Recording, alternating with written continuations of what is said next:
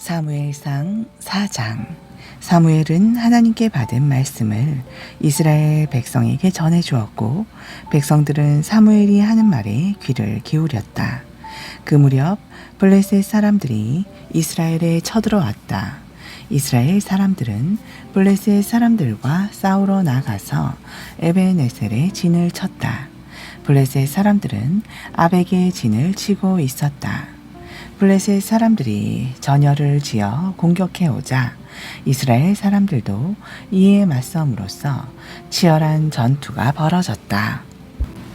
그러나 이스라엘 측이 블레셋 사람들에게 패하여 그 전투에서 죽은 사람이 4천여 명에 이르렀다. 이스라엘의 패잔병들이 진영으로 돌아오자 이스라엘 장로들이 말했다. 오늘 주께서 우리 편히 블레셋 사람들에게 패하게 하신 이유가 무엇이겠습니까? 자, 실로에 있는 주의 언약궤를 가져옵시다. 그러면 주께서 적들의 손에서 우리를 구해 주실 것입니다. 그래서 이스라엘 백성은 실로의 사람들을 급히 보냈다. 그리고 그들은 두 그룹 사이에 앉아 계시는 전능하신 주의 언약궤를 메고 왔다. 엘리의 두 아들인 홈니와 비느하스는 항상 언약궤를 지키고 있어야 했으므로 언약궤와 함께 왔다. 언약궤가 진영에 도착하자 이스라엘 백성들은 땅이 울릴 정도로 환호성을 질렀다. 블레셋 사람들이 그 함성을 들었다. 히브리 사람들의 진영에서 함성이 들리니 도대체 무슨 일이지? 그러다가 그들은 주의 언약궤가 이스라엘의 진영에 들어왔다는 것을 알고 그들은 모두 두려움에 떨었다. 하나님이 이스라엘의 진영에 들어오셨구나. 블레셋 사람들은 이렇게 외쳤다. 이제 큰일 났구나. 이런 일은 우리에게 일찍이 없었다. 이제 어찌해야 할까? 저 막강한 신들의 손에 누가 우리를 구할 수 있단 말인가? 저 신들은 광야에서 온갖 재앙으로 이집트 사람들을 쳤던 바로 그 신들이 아니냐. 그러니 블레셋 사람들이여, 마음을 단단히 먹어라. 사나이답게 용감해져라. 그러지 않으면 지금껏 히브리 사람들이 너희의 노예가 되었던 것처럼 이제는 너희가 히브리 사람들의 노예가 될 것이다. 이렇게 블레셋 사람들이 싸움에 임하자 이스라엘 군사들은 자기들의 집으로 도망치기에 바빴다.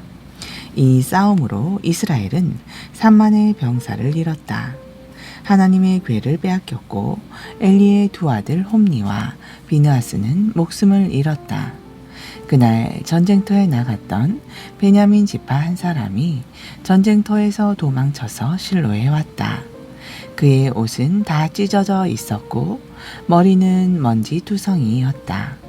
그가 이르렀을 때 엘리는 길가의 의자에 앉아서 지켜보고 있었는데 하나님의 궤가 어찌 되었을지 걱정이 태산 같았다. 그 사람이 성읍에 들어서서 소식을 전하자 성읍 사람들은 모두 큰 소리로 울부짖었다.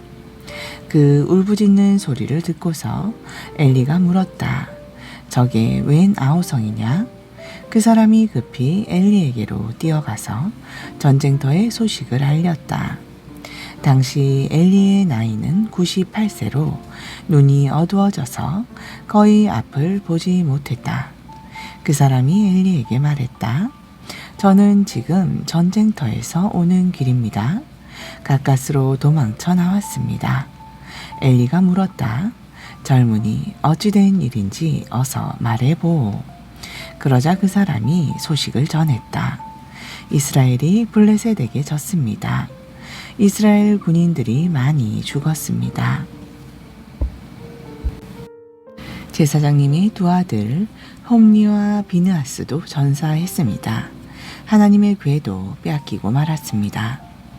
하나님의 궤를 빼앗겼다는 소리를 듣자마자 엘리는 앉아있던 의자에서 뒤로 꽈당 넘어지고 말았다. 엘리는 목뼈가 부러져서 그대로 죽었다. 너무 늙은 데다 몸이 비대하여 그만한 충격을 감당할 길이 없었던 것이다. 40년 동안 이스라엘을 이끌어온 사사 엘리의 생애는 그렇게 막을 내렸다. 엘리의 며느리인 비느하스의 아내는 그때 임신 중이어서 출산을 앞두고 있었다. 그녀는 하나님의 궤를 블레셋 사람들에게 빼앗겼다는 것과 자신의 시아버지가 남편이 죽었다는 소식을 듣고는 갑자기 진통을 하면서 아기를 낳았다. 하지만 산통이 너무나 컸다. 죽어가는 그녀에게 옆에서 시중을 들던 여인들이 말했다. 아들을 낳았으니 너무 상심하지 마세요. 하지만 그녀는 아무런 대꾸도 하지 않았다. 아무 정신이 없었던 것이다. 그녀는 아기 이름을 이가봇이라고 지어주면서 말했다. 영광이 이스라엘에서 떠났구나. 하나님의 궤를 빼앗긴 데다가 그녀의 시아버지와 남편이 죽었기 때문이었다. 그녀는 말했다. 하나님의 궤를 빼앗겼으니 영광이 이스라엘에서 떠났구나.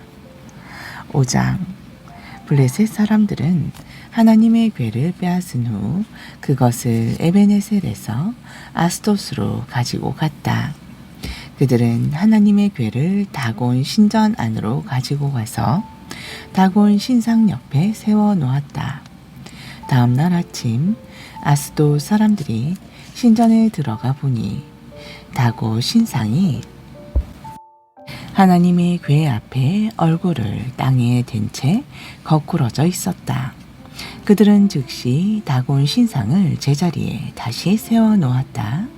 하지만 그 다음날 아스돗 주민들이 아침 일찍 다곤 신전에 들어가 보니 다곤 신상이 또 하나님의 궤 앞에 널브러져 있었다. 이번에는 머리와 두 손이 부러져서 문지방 위에 뒹굴고 있었다. 몸체만 그대로 남아 있었다. 이런 이유로 그날 이후로는 다곤을 섬기는 제사장들이나 그 신전에 드나드는 사람들은 누구를 막론하고 신전의 문턱을 밟지 않고 넘어다니게 되었다. 주께서는 아스돗과 그 이웃 주민들을 무섭게 내리치셨다. 그들에게 재앙을 내리시고 악성 종기로 고통을 받게 하셨다. 이런 일을 당하자 아스돗 주민들은 아우성을 쳤다. 이스라엘 신의 궤를 당장 치어라. 그 신은 우리들 뿐만 아니라 우리의 다곤 신까지도 내치려 한다. 성읍 주민들은 블레셋의 5 지도자들을 모아놓고 물었다. 이스라엘 신의 궤를 어떻게 하면 좋겠습니까? 블레셋의 지도자들이 대답했다. 이스라엘 신의 궤를 가드로 옮깁시다. 그리하여 그들은 이스라엘 신의 궤를 가드로 옮겼다. 궤를 가드로 옮기고 나자 주께서는 가드에 사는 사람들에게도 재앙을 내리셔서 그곳을 엄청난 공포에 휩싸이게 하셨다. 주께서는 젊은이든 늙은이든 가리지 않고 악성 종기로 고통을 겪게 하셨다. 그러자 가드 주민들은 하나님의 궤를 에그론으로 보냈다. 하나님의 궤가 에그론에 이르자 그곳 주민들이 아우성을 쳤다. 저 자들이 우리를 죽이려고 이스라엘 신의 궤를 가지고 왔다. 성읍 주민들은 블레셋의 지도자를 모아놓고 말했다. 이스라엘 신의 궤를 돌려보냅시다. 본래에 있던 곳으로 돌려보냅시다. 그렇지 않으면 우리가 모두 죽게 될 것이요. 죽음에 대한 공포가 성읍 전체를 가득 찼다. 하나님의 손이 그들을 무섭게 내리치셨기 때문이었다. 아직 죽지 않은 사람들도 악성 종기로 인해 고통을 받았다. 성읍 사람들의 비명이 하늘에까지 사무쳤다. 6장. 주의 궤가 블레셋 땅에 머문 지 7개월이 지났을 때의 일이다. 블레셋 사람들이 제사장들과 점쟁이들을 불러 모아 놓고 말했다. 주의 궤를 우리가 어떻게 했으면 좋겠습니까? 어떤 방법으로 원래 있던 자리로 돌려보내야 할지 우리에게 말해 주시오. 그들이 대답했다. 이스라엘 신의 궤를 돌려보낸다면 그냥 돌려보내서는 안 됩니다. 이스라엘 신에게 속건 제물을 바쳐서 죄를 씻어야 합니다. 그러면 여러분의 병이 고쳐질 것이고 그 신이 왜 여러분에게서 재앙을 거두지 않았는지 그 이유를 알게 될 것입니다. 블레셋 사람들이 물었다. 그러면 속건 제물로는 무엇을 바쳐야 하겠습니까? 그들이 대답했다. 블레셋 지도자들의 숫자에 맞추어 금으로 5개의 종기 형상과 5개의 지 형상을 만들도록 하십시오. 이는 당신네 주민과 지도자들이 모두 똑같은 재앙을 당했기 때문입니다. 종기 형상과 이 땅을 파괴시키고 있는 쥐 형상을 만들고 이스라엘 신에게 경의를 표하십시오. 그러면 그 신이 당신들과 당신들의 신과 당신들의 땅을 치시던 손길을 거두어 주실 것입니다. 어째서 여러분은 이집트 사람들과 파라오가 했던 것처럼 고집을 부리입니까? 이스라엘 신이 온갖 재앙을 내리고 난 후에야 그들은 이스라엘 사람들을 보내주지 않았습니까? 그러니 이제 새로운 수레를 마련하여 아직 멍에를 메어보지 않은 암소 2마리를 구해다가 수레를 끌게 하고 송아지들은 어미소에게서 떼어내어 외양간으로 돌려보내십시오. 주의 궤를 가져다가 수레에 싣고 여러분이 바치는 속건 제물을 상자에 담아 궤 옆에 실으십시오. 그런 다음 그 암소들로 하여금 수레를 끌고 가도록 하십시오. 하지만 수레가 어디로 가는지 지켜보아야 합니다. 수레가 본래 궤가 있던 벳세메스로 올라간다면 이스라엘의 신이 우리에게 큰 재앙을 내렸던 것이 틀림없습니다. 그렇지 않으면 이스라엘의 신이 우리를 친 것이 아니라 우연히 그런 재앙이 일어난 것이라고 판단할 수 있습니다. 블레셋 사람들은 제사장들과 점쟁이들이 일러준 대로 행했다. 그들은 암소 2마리를 데려다가 수레를 끌게 하고 송아지들은 외양간에 가두었다. 그런 다음에 이스라엘의 신의 궤를 수레에 싣고 그 옆에 금으로 만든 쥐 형상과 종기 형상을 담은 상자를 실었다. 암소들은 수레를 끌고 벳세메스 쪽으로 곧장 올라갔다. 왼쪽이나 오른쪽으로 벗어나지 않고 울음소리를 내면서 걸어갔다. 블레셋의 지도자들은 벳세메스의 경계까지 수레를 따라가면서 지켜보았다. 그때 벳세메스 사람들은 골짜기에서 밀을 베고 있었다. 그러다가 그들은 궤가 올라오고 있는 것을 보고는 모두 기뻐했다. 수레는 벳세메스 사람인 여호수아의 밭에 이르러 큰 바위 옆에 멈추어 섰다. 벳세메스 사람들은 그 수레를 부수어 장작을 만들고 수레를 끌고 온 암소 2마리를 잡아 주께 번제물로 바쳤다. 레위지파 사람들은 수레에서 주의 궤와 금으로 만든 형상이 담긴 상자를 내려 큰 바위 위에 올려놓았다. 그날에 벳세메스 사람들은 이렇게 번제물을 바치고 다른 희생 제물도 주께 바쳤다. 블레셋의 5 지도자들은 이 광경을 낱낱이 지켜본 뒤 에그론으로 돌아갔다. 블레셋 사람들이 속건 제물로 주께 바친 5개의 금 종기는 각각 아스돗과 가사와 아스글론과 가드와 에그론을 위한 것이었다. 그리고 5마리의 금쥐들 역시 블레셋의 5 지도자들에게 속한 성읍과 그 주변의 마을, 곧 블레셋 성읍의 수요에 따른 것이었다. 베세메스 사람들이 주에게를 모셔놓았던 큰 바위는 오늘날까지도 베세메스 사람 여호수아의 밭에 남아있어 그때의 일을 증거해주고 있다. 그런데 베세메스 사람들이 주의 궤를 들여다 보았기 때문에 주께서는 베세메스 사람들을 70명이나 쳐 죽이셨다. 그래서 베세메스 사람들은 통곡하며 슬퍼했다. 베세메스 사람들이 말했다. 도대체 누가 이 거룩하신 하나님을 가까이에서 모실 수 있겠는가? 이 법궤를 누구에게로 보내야 한단 말인가? 결국 그들은 기럇 여아림 사람들에게 심부름 꾼들을 보내어 말했다. 블레셋 사람들이 주의 궤를 돌려 보냈습니다. 오셔서 가져가도록 하십시오. 7장. 기럇 여아림 사람들이 와서 주의 궤를 모셔갔다. 그들은 그것을 언덕 위에 있는 아비나답의 집에 모셔놓고 그의 아들 엘리아사를 성별하여 주의 궤를 지키게 했다. 그 후 주의 궤는 20년 동안 기럇 여아림에 머물렀다. 그 기간 동안 이스라엘 백성은 주를 찾고 사모했다. 사무엘이 온 이스라엘 사람들에게 말했다.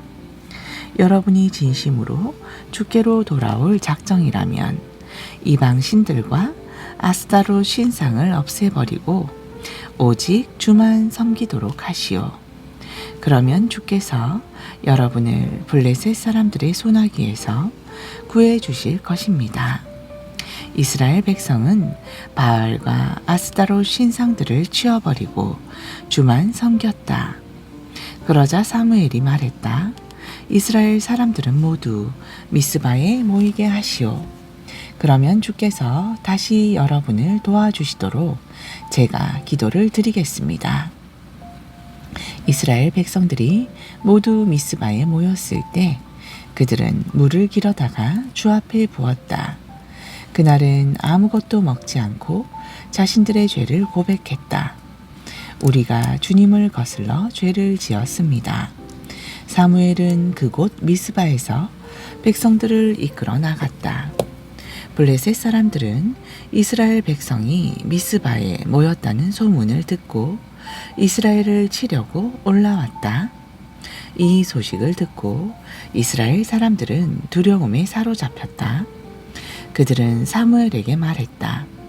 우리를 위해 주께 쉬지 말고 간구해 주십시오. 블레셋 사람들을 물리쳐서 우리를 구원해 달라고 기도해 주십시오. 사무엘은 아직 젖을 떼지 않은 어린 양 한 마리를 잡아서 통째로 주께 번제로 바쳤다. 사무엘은 이스라엘을 위해 주께 부르짖었고 주께서는 그의 기도를 들어주셨다. 사무엘이 어린 양을 불살라 제물로 바치고 있을 때 블레셋 사람들이 이스라엘을 치려고 밀어 닥쳤다. 그러나 그날 주께서는 큰 천둥 소리를 일으켜 블레셋 사람들의 혼란 속에 몰아넣으셨다. 그러자 블레셋 사람들은 공포에 사로잡혀 허둥지둥 도망치기에 바빴다. 이스라엘 사람들은 미스바에서 몰려나와 블레셋 사람들을 추격하면서 벳갈 바로 아래에 이를 때까지 많은 군사들을 쳐 죽였다. 사무엘은 돌을 하나 가져다가 미스바와 센 사이에 기념비를 세웠다. 그는 주께서 여기에 이를 때까지 우리를 도와주셨다라고 말하면서 그곳을 에벤에셀이라고 이름 지었다. 이리하여 블레셋 사람들은 항복하고 이스라엘 영토를 다시는 넘보지 않았다. 사무엘이 살아있는 동안에는 주의 손이 블레셋 사람들을 막아주셨다. 이스라엘은 블레셋 사람들이 빼앗아갔던 에그론에서부터 가드에 이르기까지 성읍들을 모두 되찾았고 성읍의 주변 지역까지도 모두 되찾았다. 이스라엘 사람들은 아모리 사람들과도 평화를 유지했다. 사무엘은 죽는 날까지 사사로서 이스라엘을 다스렸다. 그는 해마다 베델에서 길갈과 미스바에 이르기까지 전국을 순회하면서 이스라엘 사람들 사이의 분쟁을 중재하는 재판관 역할을 했다. 그리고는 항상 자기 집이 있는 라마로 돌아갔다. 그리고 거기에서도 사무엘은 사사로 활동하였다. 그는 주께 바치는 제단을 라마에 쌓았다. 아멘. 신약전서 누가복음 8장. 그 후 예수께서 갈릴리 지방의 여러 도시와 마을을 두루 다니시면서 하나님의 나라를 선포하시고 복음을 전파하셨다.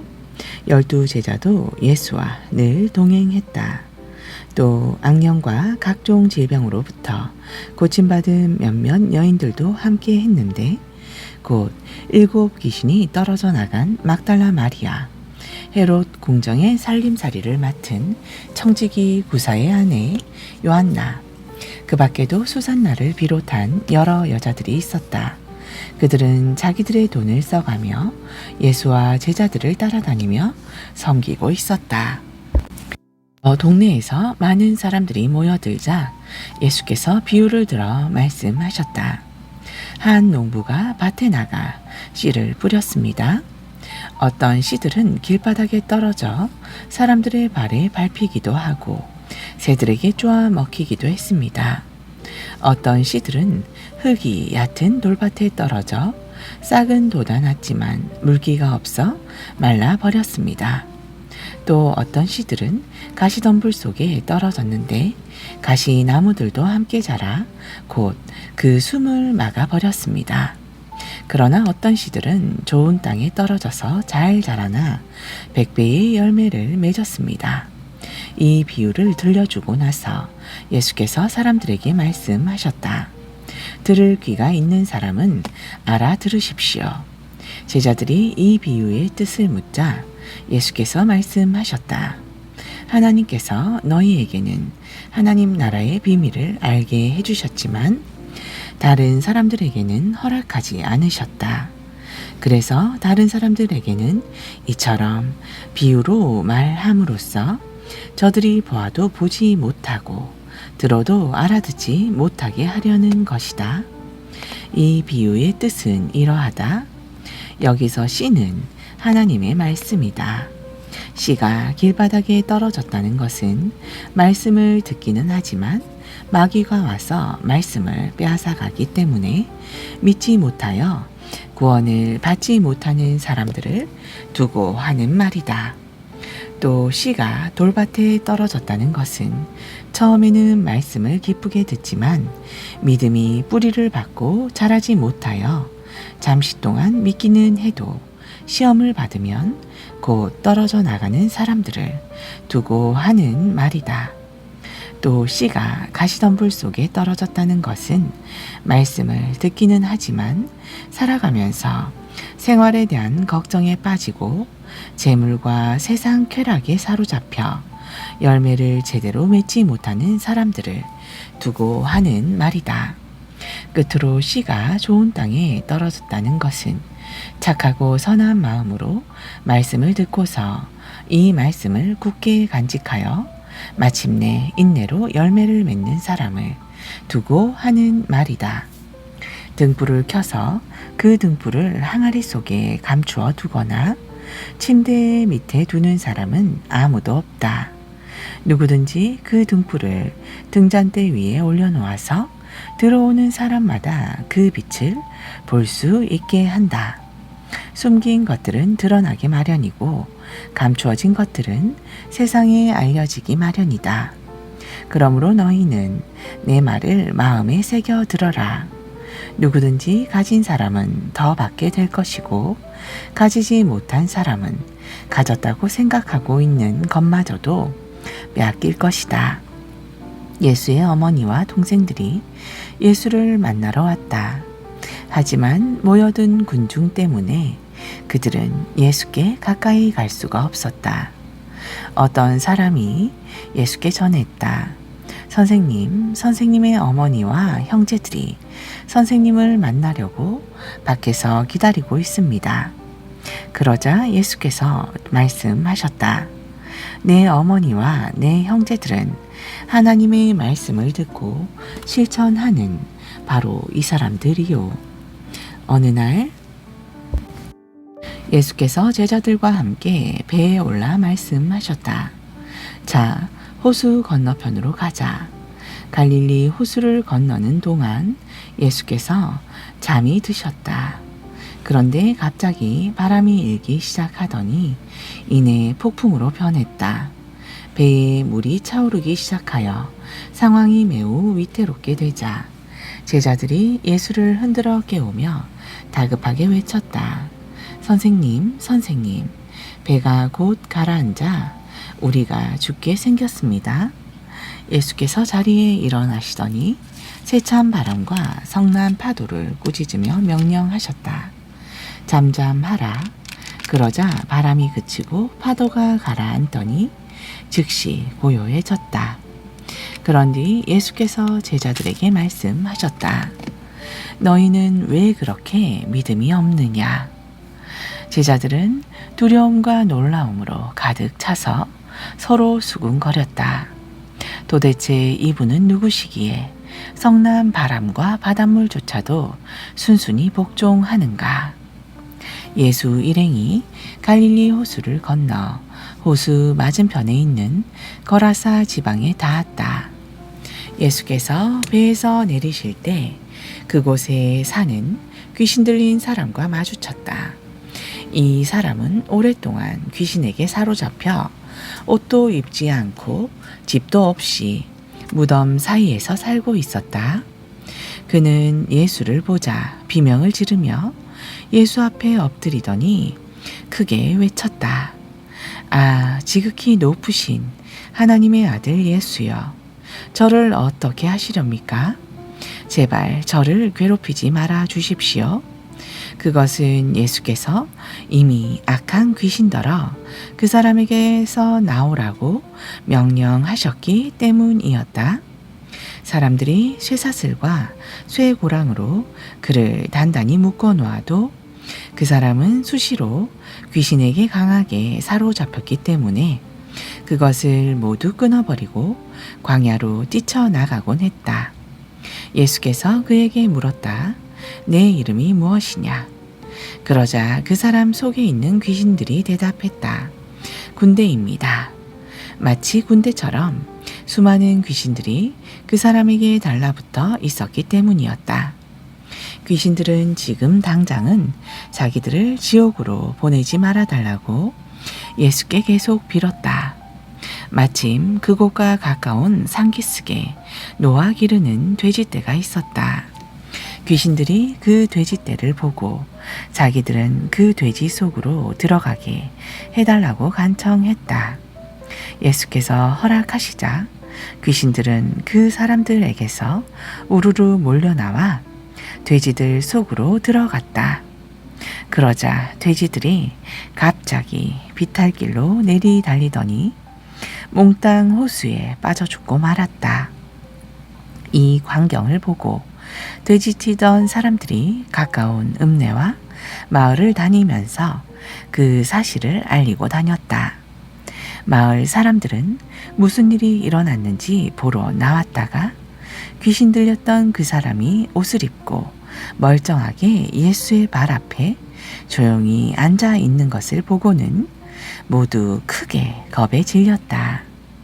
그동안의 일을 처음부터 계속 지켜보고 있었던 사람들이 나서서 그 귀신 들린 자가 어떻게 치유를 받게 되었는지 사람들에게 이야기해 주었다. 그러자 거라사 인근의 모든 사람들이 크게 두려워하면서 예수께 그곳을 떠나달라고 간청했다. 예수께서 떠나시려고 배에 오르셨다. 귀신 들렸던 사람들이 자신도 함께 따라가게 해달라고 청했지만 예수께서는 그를 돌려보내시며 말씀하셨다. 당신 집으로 돌아가 하나님께서 당신에게 얼마나 놀라운 일을 베푸셨는지 사람들에게 알려주시오. 그 사람은 집으로 돌아간 뒤 온 마을을 돌아다니면서 예수께서 자신에게 베푸신 크고 놀라운 일을 모든 사람들에게 낱낱이 알렸다. 아멘.